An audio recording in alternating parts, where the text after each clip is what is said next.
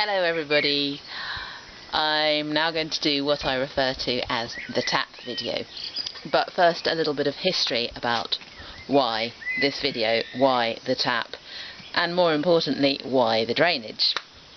Well, when we first moved here 10 years ago and we had tiny children and we had a tiny yurt, and oh gosh, everything on the way has been a journey of completely not knowing what we're doing and finding out as we do it and thinking, next time I will do this differently, and then never having a next time, and it always being a new different thing to do.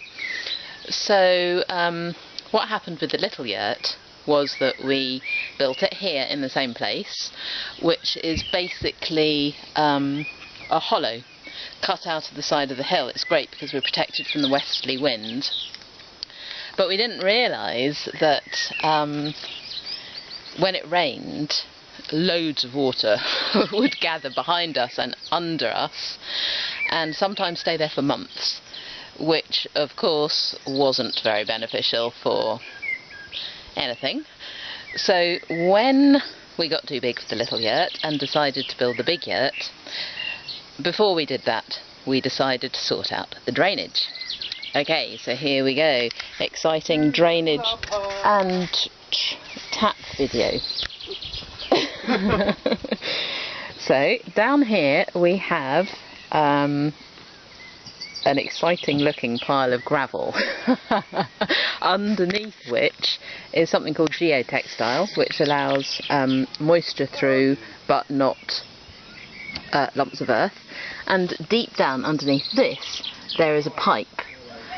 So the geotextile protects the end of the pipe, so it stops lumps going in it, but it allows the water to get into it. And the pipe goes through there, underneath the porch,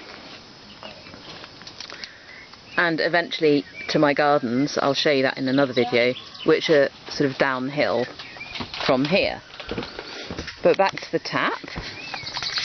For many years we didn't have a tap here, and we would walk up to the I'll show you me, might look a bit more interesting, walk up to the house to get water out of the well. And when my husband installed this tap, it was very exciting, and it still is. You know, it's warm here. We live in the south of France and we shower here, not in the winter, but most of the year we can shower here, we can wash up here, and just generally, well, obviously we get all our drinking water from here, and all the spare water goes into the gravel, into the pipe, into the tube, under the porch, and onward to the garden. I'm going to stop now. I'll show you the next bit in a minute.